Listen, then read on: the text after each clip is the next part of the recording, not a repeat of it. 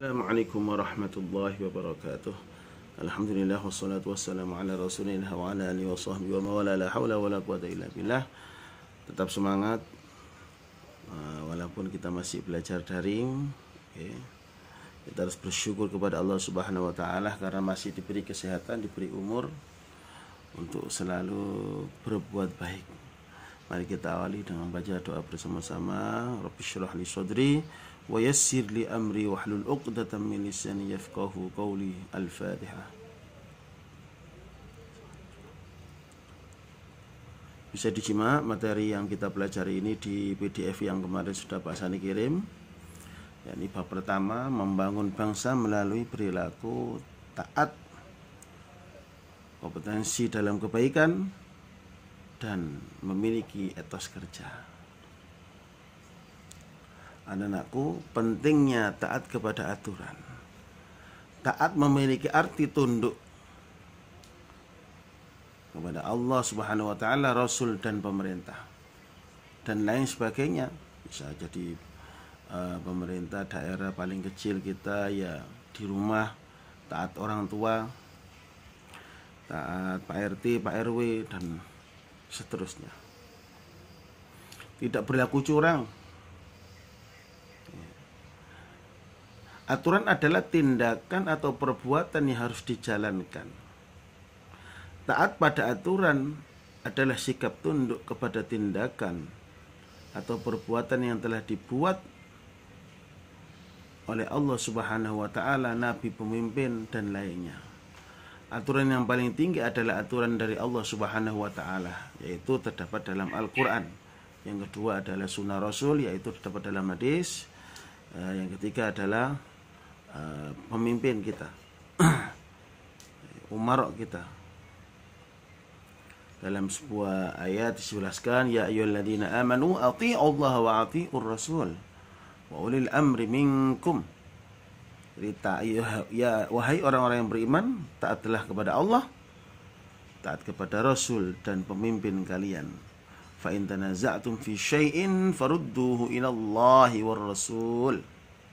Apabila terjadi perselisihan, maka kembalikan semuanya kepada Allah dan Rasul. In kuntum tu'minuna billahi wal yawmil akhir, dzalika khairu wa ahsanu ta'wila. Siapa sih ulil amri itu?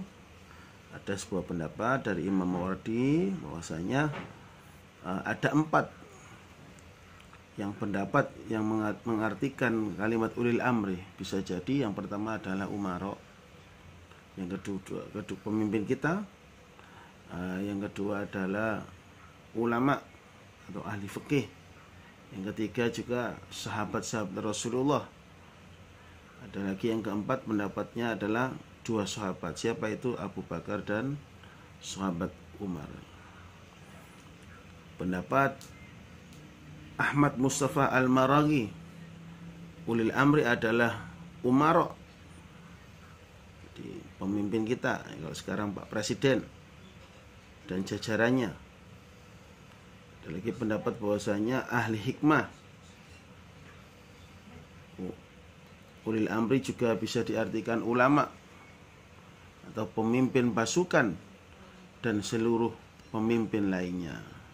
Intinya adalah umara, ya presiden dan jajarannya itu. Tapi ada Rasulullah dalam sebuah hadis, Rasulullah menjelaskan la ta'ata li makhluqin fi ma'siyatil khaliq. Tidak ada ketaatan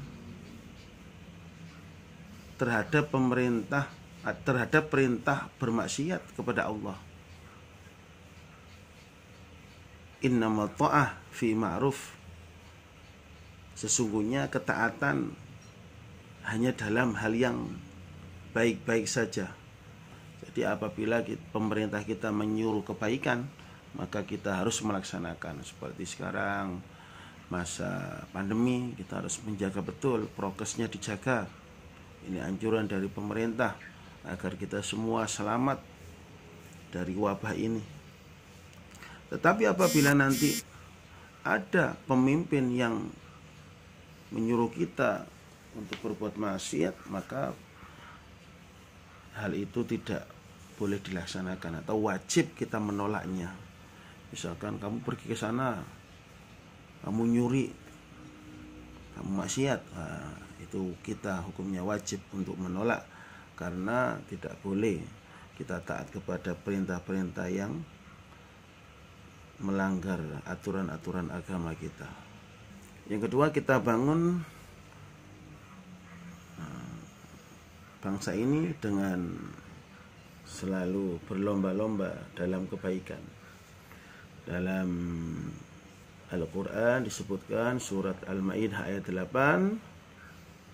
Saya baca singkat. Ya ayyuhalladzi wa anzalna ilaikal kitaba bil haqqi musaddiqan lima baina yadayhi minal kitabi wa muhaiminan 'alaihi fahkum bainahum bima anzalallah wa la tattabi' ahwa'ahum 'amma ja'aka minal haqq likullin ja'alna minkum syir'atan wa minhaja walau syaa Allahu laja'alakum ummatan wahidatan walakin liyabluwakum fima atakum fastabiqul khairat. Ini inti daripada ayat ini yang materi kita.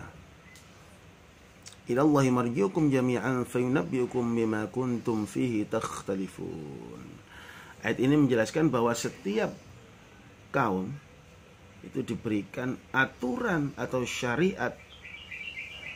Syariat setiap kaum berbeda-beda, ya, sesuai dengan waktu dan keadaan hidupnya.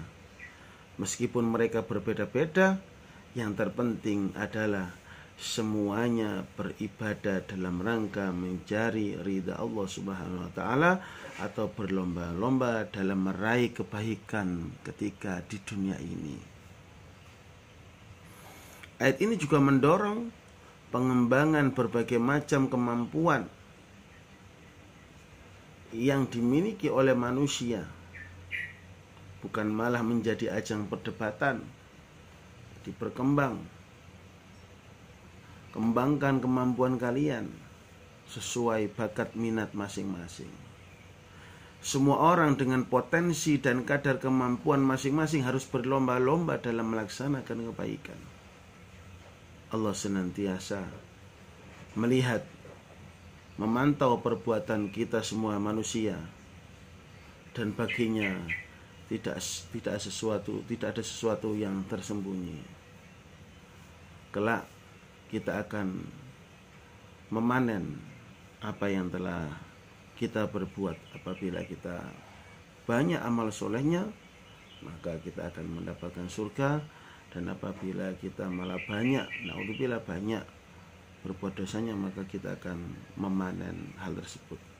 Kita disuruh untuk fastabiqul khairat, berlomba-lomba dalam kebaikan, karena dalam dunia ini, kehidupan kita ini tidak lama, hanya sementara saja. Maka dari itu kita diperintahkan untuk berlomba-lomba dalam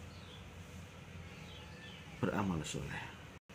Yang ketiga, untuk membangun negeri kita ini diperlukan etos kerja. Dalam Al-Quran maupun hadis banyak ditemukan literatur yang memerintahkan seorang muslim untuk selalu bekerja dalam rangka memenuhi dan melengkapi kebutuhan duniawi. Salah satu perintah tersebut dalam Al-Quran surat At-Taubah ayat 105, wa qul i'malu fasayarallahu 'amalakum wa rasuluhu wal mu'minun wa saturadduna ila 'alimil ghaibi wasyahadati fayunabbi'ukum bima kuntum ta'malun. Ayat ini menjelaskan bahwa Allah Subhanahu wa taala memerintahkan kepada kita untuk semangat dan melakukan amal soleh sebanyak-banyaknya. Allah Subhanahu wa taala akan melihat dan menilai amal-amal tersebut.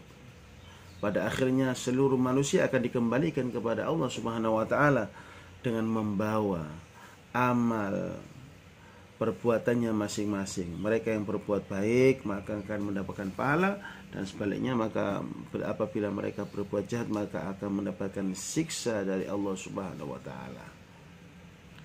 Menerapkan perilaku mulia yang perlu dilestarikan seperti berikut dalam materi kita: selalu taat perintah Allah Rasul dan meninggalkan larangan-larangan, baik di waktu lapang maupun di waktu yang sempit.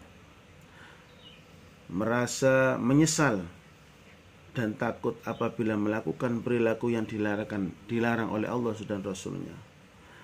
Menaati dan menjunjung tinggi aturan-aturan yang telah disepakati baik di rumah, di sekolah maupun di lingkungan masyarakat. Menaati pemimpin selagi perintahnya. Saya ulangi, menaati pemimpin selagi perintahnya sesuai dengan tuntunan dan syariat agama. Menolak dengan cara yang baik apabila pemimpin mengajak kepada kemaksiatan. Perilaku mulia, kompetensi dalam kebaikan yang perlu dilestarikan adalah sebagai berikut: meyakini bahwa hidup itu perjuangan dan di dalam perjuangan ada kompetensi. Berkolaborasi dalam melakukan kompetensi agar pekerjaan menjadi ringan, mudah, dan hasilnya maksimal. Dalam berkolaborasi semuanya diniatkan ibadah semata-mata mengharapkan ridhonya Allah Subhanahu wa ta'ala. Selalu melihat sesuatu dari sisi positif. Hendaknya kita tidak memperbesar masalah, tidak memperbesar perbedaan.